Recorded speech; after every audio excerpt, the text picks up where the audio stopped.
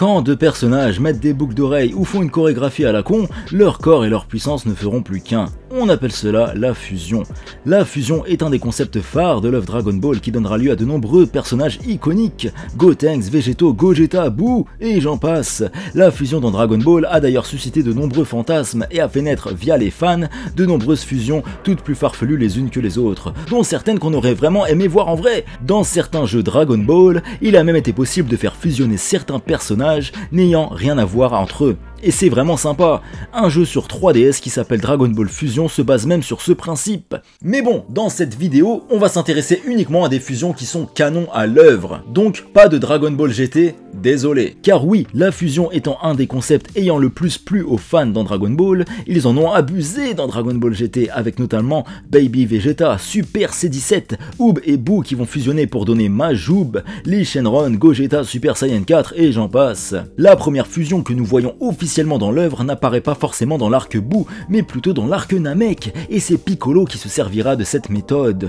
Après avoir ressuscité sur sa planète d'origine, Piccolo fusionnera avec Nail, un des Namek les plus puissants qui a été vaincu par Freezer. Afin que la mort de ce dernier ne soit pas vaine, il demandera à Piccolo de fusionner avec lui grâce à la méthode de fusion qu'on appelle l'assimilation Namek, ce qui décuplera la puissance de Piccolo. Le contre-coup de cette fusion est qu'elle est définitive et entraîne la disparition de la personne assimilée. Bon, pour la faire courte, Nail est mort mais a transmis sa puissance à Piccolo avant de rendre son dernier souffle. Grâce à cela, Piccolo réussira à tenir tête à Freezer dans sa seconde forme, mais se fera quand même éclater la gueule lorsque le tyran prendra sa troisième forme. Plus tard dans l'œuvre, Piccolo réutilisera l'assimilation Namek pour fusionner avec Dieu. De là, il tiendra tête à C17 mais perdra néanmoins face à Cell qui lui aussi possède sous un angle différent une forme de fusion qu'on qualifiera d'absorption. En absorbant C17 et C18, Cell change de forme et devient beaucoup plus puissant. Mais bon, la véritable fusion, c'est Goku qui va la prendre à Goten et Trunks.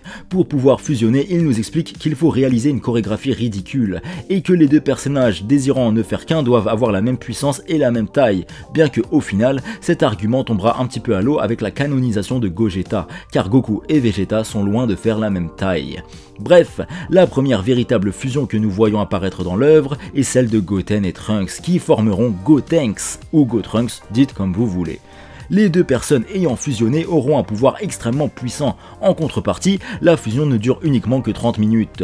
De plus, si la chorégraphie est mal exécutée, cela donnera lieu à une fusion entre guillemets ratée et extrêmement faible. Gotenks maîtrise des techniques inédites et surpuissantes, et maîtrise surtout le Super Saiyan 3. Néanmoins, cette transformation réduit considérablement le temps de fusion, tant cela demande de l'énergie, ce qui entraîne d'ailleurs la défaite de Gotenks face à Boo, qui absorbera alors Gotenks.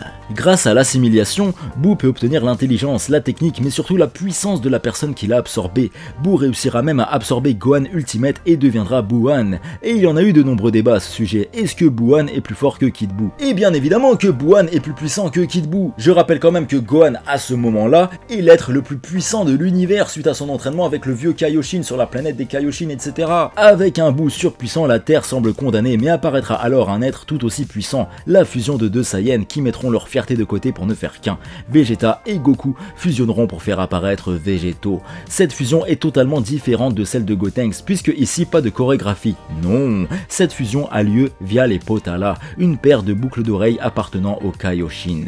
Seul bémol de cette fusion, elle est définitive. Enfin, définitive, pas vraiment, puisque dans Dragon Ball Super nous apprendrons que la fusion n'est définitive uniquement pour les Kaioshin, et pour les autres races, ça dure uniquement 1 heure. Végétaux est surpuissant et dominera Boo-Han largement, en se battant d'ailleurs sans ses mains et uniquement avec ses jambes. Les fusions dans Dragon Ball sont surpuissantes, certes, mais elles ne sont rien à côté de celles que l'on peut voir dans Dragon Ball Super par exemple. Nous pouvons déjà citer Annihilasa, une fusion qui est vite passée aux oubliettes car uniquement présente dans 1 ou 2 épisodes, l'atout suprême de l'univers 3. Annihilasa est le résultat de la fusion entre le docteur Paparoni avec ses robots. Dans l'anime, Annihilasa est capable de résister à une attaque combinée de tous les membres de l'univers 7. C'est une dinguerie, même quand tous l'attaquent en même temps, il est capable de tous les envoyer valser en un rien de temps. De plus, ses antennes peuvent détecter les ultrasons. Gourmand! Le seul moyen de le vaincre est de détruire le cristal rouge sur son crâne, qui sera d'ailleurs pulvérisé réalisé par C17. Kefla, qui est le résultat de la fusion entre Kylie et Caulifla que nous voyons apparaître lors de l'arc du tournoi du pouvoir. Caulifla est une jeune fille de l'univers 7 et super forte et maîtrise assez aisément les transformations en Super Saiyan 1 et 2. Kale, elle, de nature calme, maîtrise ce qu'on appelle le Super Saiyan Berserker et devient incontrôlable lorsqu'elle est sous cette forme, à l'instar de Broly. Lors de l'arc du tournoi du pouvoir, Kefla arrive à tenir tête à Goku Super Saiyan Blue, mais une fois Goku en mode Ultra Instinct, elle se fera dominer par celui-ci et se fera expulser du ring par un Kamehameha légendaire. Dans Dragon Ball Super, nous pouvons également citer un personnage iconique issu de la fusion, le Zamasu fusionné, fusion Potala de Zamasu et Black Goku. Sa fusion est illimitée, mais malheureusement pour lui, instable avec une régénération fortement réduite, contrairement au manga où il semble beaucoup plus puissant. Il maîtrise des pouvoirs surpuissants comme la création de Kachin, le métal le plus solide de tout l'univers, ou encore il peut se battre avec des portails dimensionnels. Super sympa! Zamasu fusionné semblait impossible à vaincre et la seule solution pour en venir à bout d'ailleurs est de faire appel à Zeno qui devra détruire carrément la réalité. Oui! Dans Dragon Ball Super, nous pouvons également citer Moro, le prisonnier le plus dangereux de l'univers qui s'était enfui de la prison galactique. Nos héros seront amenés à le combattre. Celui-ci, d'abord affaibli par des millions d'années de captivité, reprendra peu à peu son énergie en dévorant des mondes. Gourmand, il récupérera ses pouvoirs grâce au Dragon Ball de Namek, libérera ensuite les prisonniers de la prison galactique pour diriger une flotte surpuissante. Moro, en difficulté face à Goku et Vegeta, finira par fusionner avec 7-3, un cyborg qui était sous ses ordres. De là, Moro deviendra incroyablement puissant et monstrueux. En plus de sa puissance, il peut utiliser sa capacité de copie de technique en illimité, technique qui appartenait du coup à 7-3. Moro copiera la régénération de Piccolo, les techniques de Vegeta et j'en passe. Il semble alors inarrêtable. Moro finira même par fusionner avec la Terre, mais c'est une dinguerie, mais sera tout de même vaincu par Goku en mode Ultra Instinct. Moro 7-3 peut être qualifié comme la fusion la plus puissante du manga. Quoique, il y en a un dont on a oublié de parler, Gogeta. C'est dans le film Dragon Ball Super Broly que nous verrons officiellement canoniquement apparaître pour la première fois cette fusion.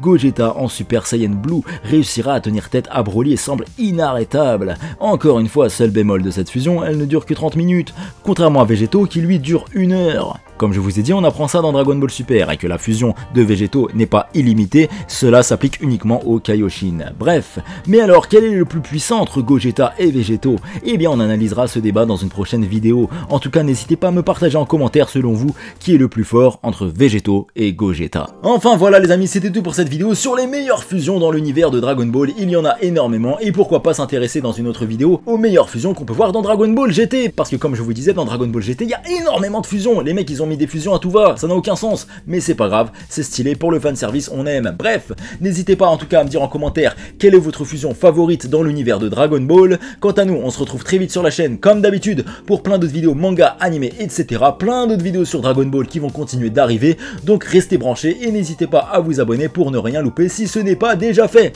Bref les amis, merci pour tout, vous l'avez compris, on se retrouve très vite. D'ici là surtout, prenez soin de vous, je vous embrasse, à bientôt, salut!